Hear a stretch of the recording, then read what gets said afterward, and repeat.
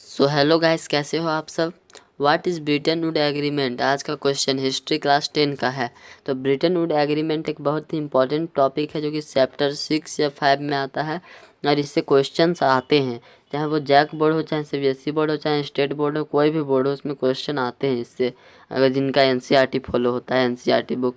तो चलिए वीडियो को शुरू करते हैं।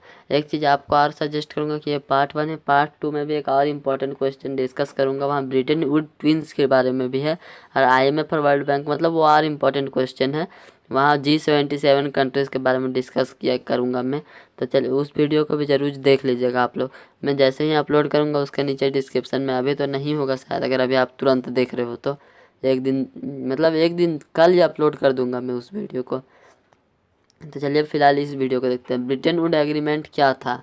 Britain Wood agreement refer to an international monetary agreement agreed upon by allied nation on July 1944 in Bretton Wood in New Hampshire USA. Bretton Wood agreement है, उसको वो रेफर मतलब ब्रिटेन वुड एग्रीमेंट का मतलब है इंटरनेशनल मॉनेटरी एग्रीमेंट। मॉनेटरी मतलब होता है वो क्या बोलते हैं उसको, पैसा रुपया वाला, इकोनॉमी वाला चीज़। International monetary agreement agreed upon by, ये डेफिनेशन है यार, by allied nation. Allied nation किसे बोलते हैं तो आप गूगल पे सर्च मार लीजिए, आपको पता चल जाएगा। 5 या 6 कंट्रीज़ के नाम है, मुझे अभी याद नहीं है, जो कि जुलाई 1944 1944 में ब्रिटेन वुड, ये एक जगह का नाम है ब्रिटेन वुड, इसलिए इसे ब्रिटेन वुड एग्रीमेंट कहा जाता है, जो कि न्यू हेमिस्फीयर यूएसए में लोकेटेड है। अब ये ब्रिटेन वुड एग्रीमेंट क्यों किया गया था तो इसका आगे मतलब देखते हैं। Its main aim was to preserve economic stability and to provide full employment in industrial world after great depression.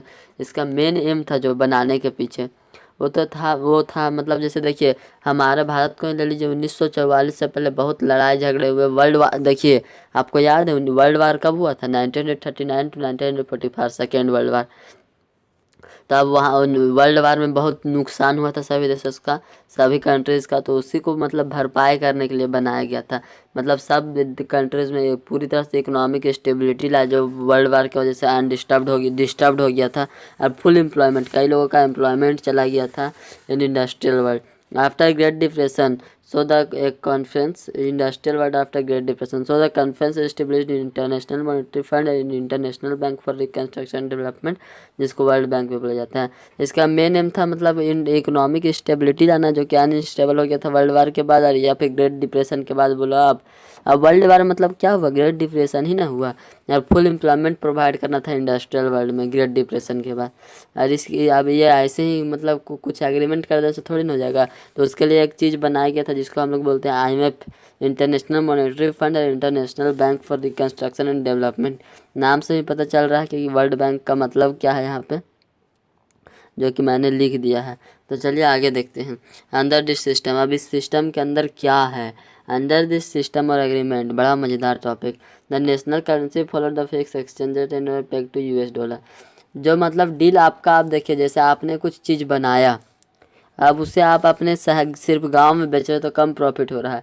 आप अगर ऐसा करोगे कि गांव से इस शहर से सामान लाओगे और शहर में बेचोगे अपने प्रोडक्ट को, तो ज़्यादा फायदा होगा आपका, क्योंकि शहर में ज़्यादा डिमांड होगा।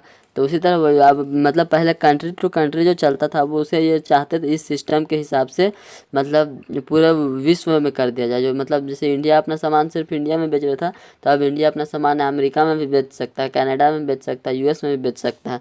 तो ऐसा होना पॉसिबल इसलिए नहीं था कि उस टाइम, क्योंकि अगर आप यहाँ रुपया मतलब डॉलर को कन्वर्ट करो तो क्या मतलब $1 इक्वल टू ₹1 मान लें, वैसा नहीं ना होगा। तो इसलिए मतलब ये जो बनाया गया था, उसने ये तय कर दिया कि $1 का जो भारत का ₹1 है, उसका $1 का वैल्यू क्या होगा, या फिर $1 है जो अमेरिका का, उसका वैल्यू रुपये के हिसाब से क्या होगा। तो यही तय करना इसका मेन मकसद था, मतलब इसके पीछे जो हुआ वो यही चीज़ मेन था। तो देखिए मैंने लिखा national currency follow fix exchange rate, मतलब एक्सचेंज रेट फिक्स हो गया and were peg to US dollar. सबसे मेन था यूएस का dollars. This agreement urged an era of unprecedented growth for trade and income for western industrial nation and Japan. जो ये जो हुआ, मतलब जैसे मैंने अभी बोला कि आपको यहाँ आप अपना भारत अपना सामान कनाडा, यूएसए का, जापान कहीं भी बेच सकता है। तो इससे जो सबसे ज़्यादा फायदा हुआ वो हुआ वेस्टर्न इंडस्ट्रियल नेशन को और जापान को।